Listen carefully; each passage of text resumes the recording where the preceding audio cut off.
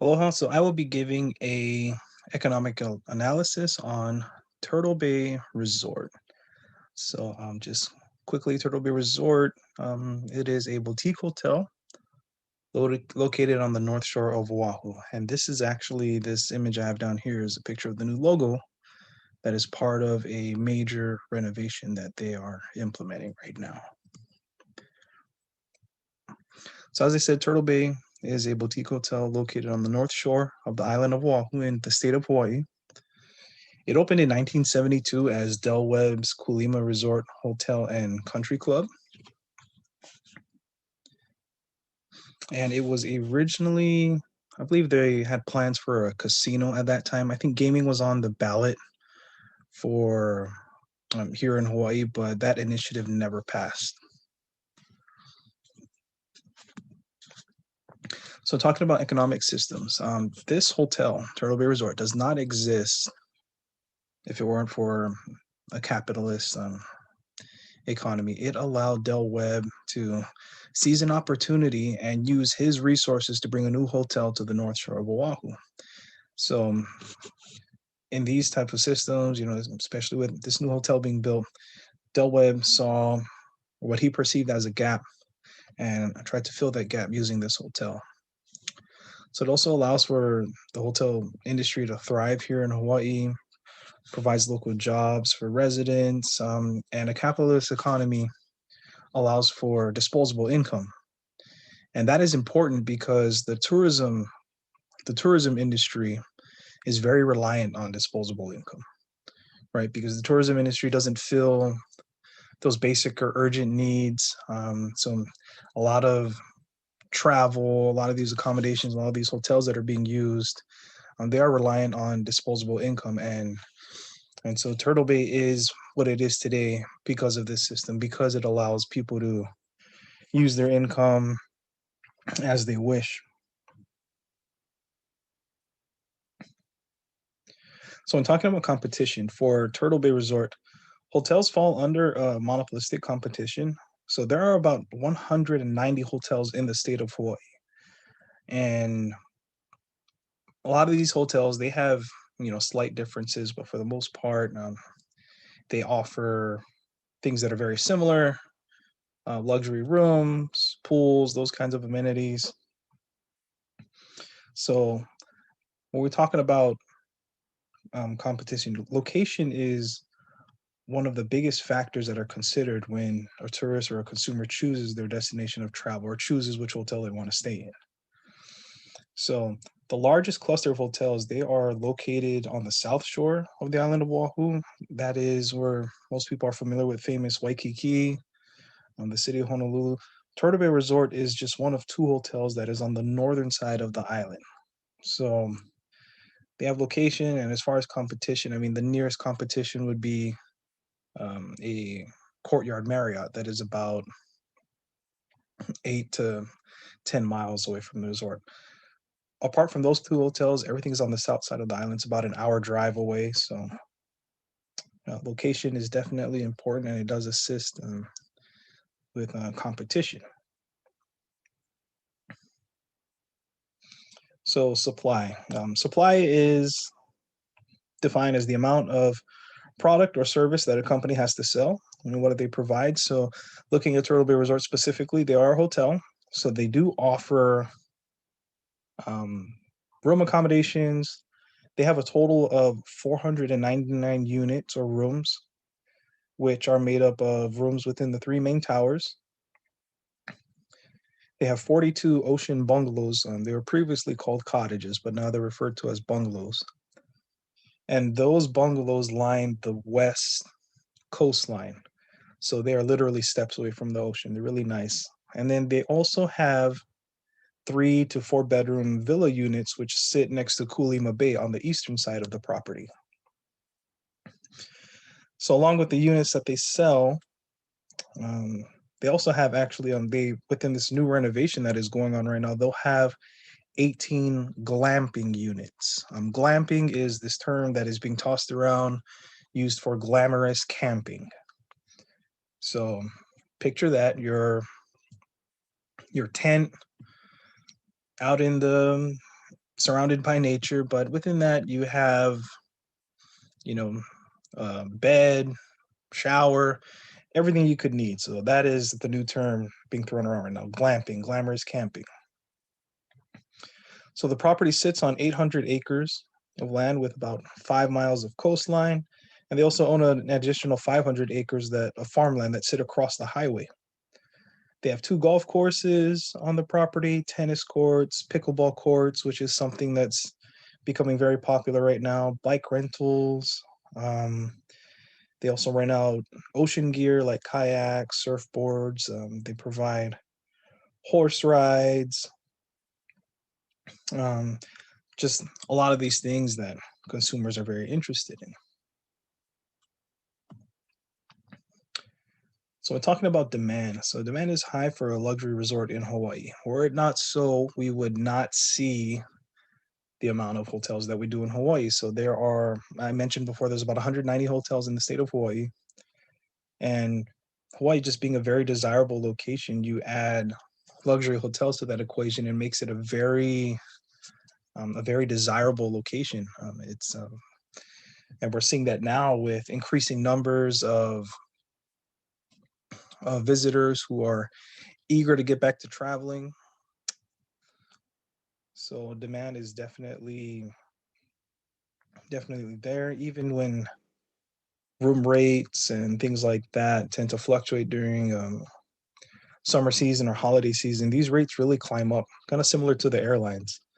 These rates climb, but people are still willing to pay those high rates and to be able to stay here in Hawaii, to be able to stay in these hotels. And that's definitely the case for Turtle Bay. They see a high occupancy during the summer months. They normally see a high occupancy year round pre-COVID. So the summer months are definitely busy. Many days are sold out during the holiday season. It is sold out with many people traveling from around the world who are trying to escape um, their seasonal weather. A lot of regions are cold during that time of the year. In Hawaii, it's relatively warm year round. So that's something that definitely helps. So relative scarcity. I brought this up because when you look at Hawaii as a whole, there is no scarcity of hotels, right? Such with such a small state, you have about 190 hotels. Yet we look at the looking at this image I have here. So this is the island of Oahu. You have a large cluster of hotels in the southeast region of the island. That is where Waikiki is located. You have some nice hotels on the western part of the island as well. That is like Alani, Ko'olina, Four Seasons. But here on the North Shore, over here on the northern part of the island, you have Turtle Bay Resort and Courtyard Marriott. So this is a very desirable location. A lot of people do not like the the buzz in Waikiki. They don't like how busy it is. A lot of these visitors, they come from large cities and they want a more quieter setting, but they also want that luxury service. So when you think about that, there's not a lot to choose from if they wanted to be in this location. If they wanted to stay in a hotel on the North Shore of Oahu, which is North Shore is revered as being very famous, world famous North Shore. There's a lot of that surf culture, things that these tourists want to see. There aren't many decisions to choose from. There's only two. And Courtyard Marriott is a little bit smaller in scale.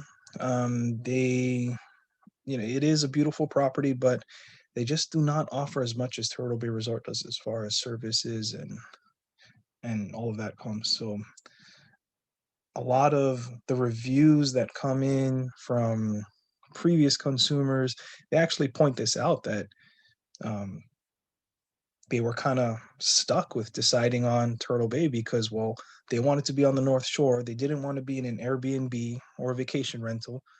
They wanted the service that came with the hotel, but Turtle Bay was the only hotel that provided that on the north side of the island.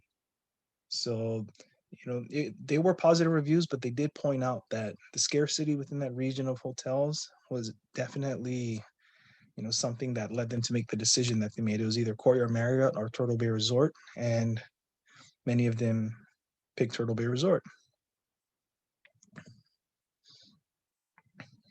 So that goes into my next term here, which is behavioral economics, also called real economics. So this is something that both the consumers and producers use.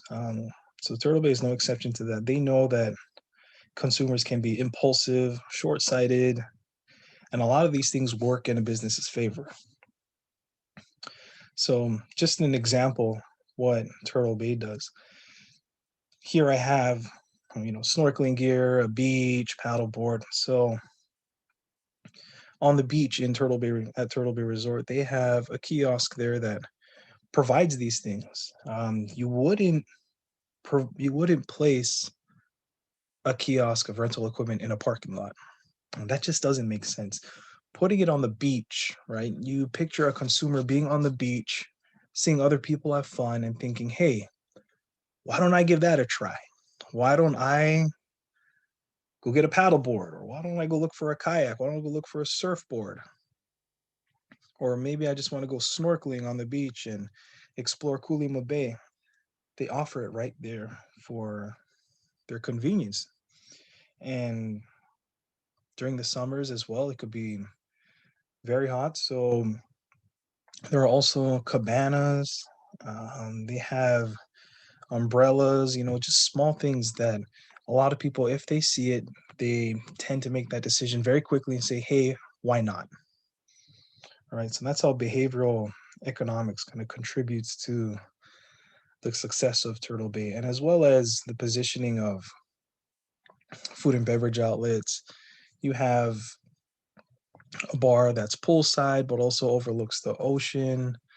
I mean, things like that really entice customers and consumers to really make use of those services, grab some local drinks while looking at the sunset. Those type of things, they all contribute to helping consumers or guests make those decisions.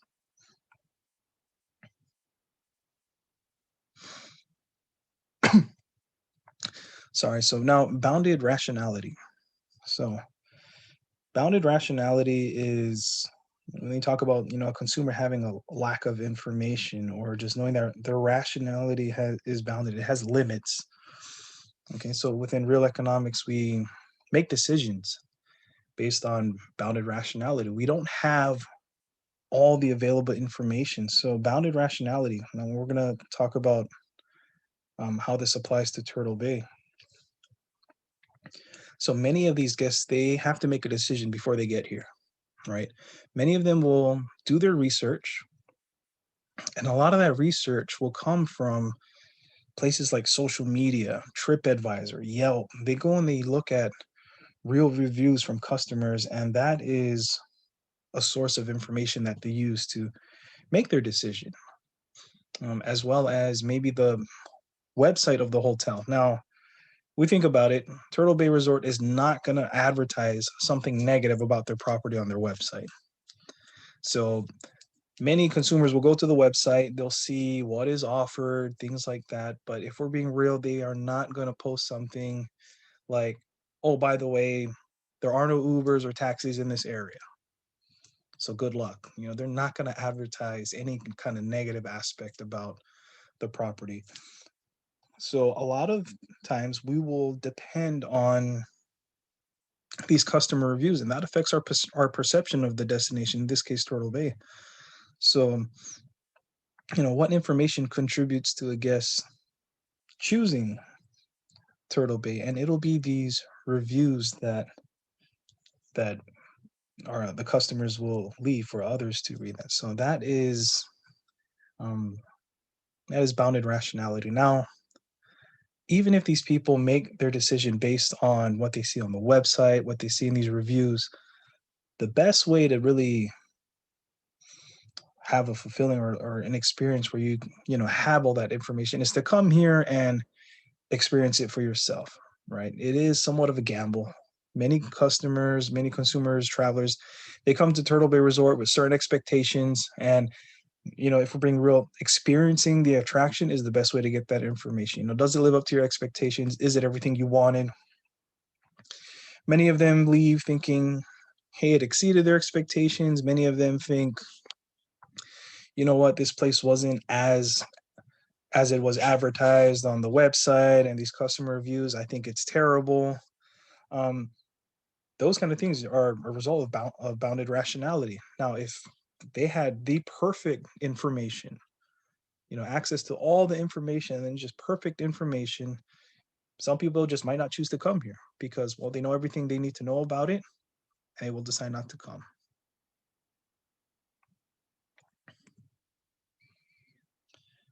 So marginal analysis. Marginal analysis at Turtle Bay Resort is used to determine employment status, used to determine what kind of amenities are offered. It's used to determine just about everything. So one of the biggest things right now going on is a renovation, which actually the general manager in a recent article for Hawaii News said it's more like a transformation rather than a renovation. So Turtle Bay right now is renovating their lobby, their pool deck. They recently completed a renovation of all of their 42 ocean bungalows. They're fully renovated, and they're adding a pool to that area as well. And they will also be renovating every room within the main building, the three towers, which is about 400 units or so. So that's a lot. And when we talk about marginal analysis, the new owners, which is Blackstone Real Estate, they're one of the biggest real estate companies and one of the global leaders. They actually also bought the Grand Wailea, which is a large hotel on Maui. So they bought this property and now they're investing on this transformation, this big renovation. And they would not have done that had they thought that they were not going to get some kind, or at least a return of their investment and a return on their investment. Right. So this analysis that they do is how they came to that decision that, hey, if we update this property, if we renovate, transform this property and get it up to speed with consumer demands at this time, we will be able to bring in profit. We will be profitable. Okay. And as far as employment goes, right, that is a major cost, which is labor. And you want to make sure that you have enough labor to be able to service the amount of guests that you have at the hotel. So marginal analysis is used in that area as well. They're going to decide, is it worth it hiring? I mean, do we need 8 security guards working at a time, or do we only need 4? Right? How many housekeepers do we need? How many F&B employees do we need? So this marginal analysis plays a big part in employment. And as far as the amenities are concerned, right, what do we want to provide for the guests? Are we providing too much? Are we actually going to make money off of it? Is it going to be a desirable product? The multiplier effect. So direct spending. Visitors come to Turtle Bay and purchase rooms and services that the hotel provides. Indirect spending, right? So the hotel does employ a massage therapist who provides massages for guests, or they hire surf instructors who provide surfing lessons for our guests. That's a very popular activity. Induced spending. So employees of Turtle Bay, they're paid by the resort for their work, and then they spend their earnings on local businesses within the community or within their region. So the hotel provides jobs, provides a paycheck for its employees, and that money just turns around and goes back. Most of it goes back into the community, back into this region that we live in. Unemployment is it's something that we have seen throughout the COVID-19 pandemic. So Turtle Bay was no exception to that. So Turtle Bay closed back in March 2020, and they laid off about, or they furloughed about 600 employees. So recently, the general manager, his name is Tom Donovan, he announced its reopening. It will be on July 1st, 2021, and he is hopeful that a lot of these employees will be able to come back. So this unemployment that we're talking about is cyclical unemployment, which is unemployment that results in some kind of downturn in business,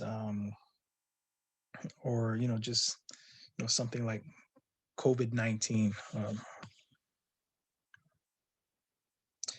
So why do big companies fail? And so I will ask that question. So why Turtle Bay hasn't failed? It's been open for almost 50 years, since 1972, 1973. Um, so why Turtle Bay hasn't failed? Because they have continued to cater to the consumer's demand, right? Their location plays a big part. We have seen renovations over time to update the property, which is, something that companies always need to do. They need to adapt and keep up with consumer demands because their tastes, their preferences, things like that. All of these things change, and we've learned from other examples like these larger companies that go out of business because they fail to listen to their consumers. They fail to listen to their customers. So this new renovation that they're doing includes new technology, activities.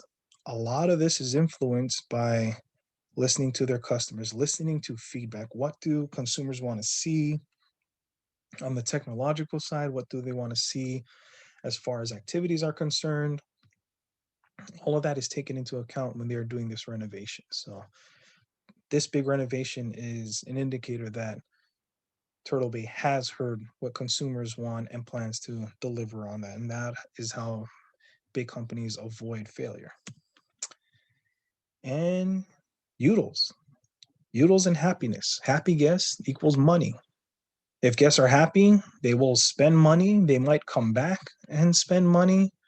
Really, in this hospitality industry, that is what you are hoping for, that guests are happy, that they've enjoyed themselves. And this effect, it's not only limited to the guests, but these guests go and they share their experience, they share how happy they are. And that is what attracts more customers to this property. That's what keeps them going. Okay. So that's it for my economic analysis. Hope you enjoyed. Thank you very much.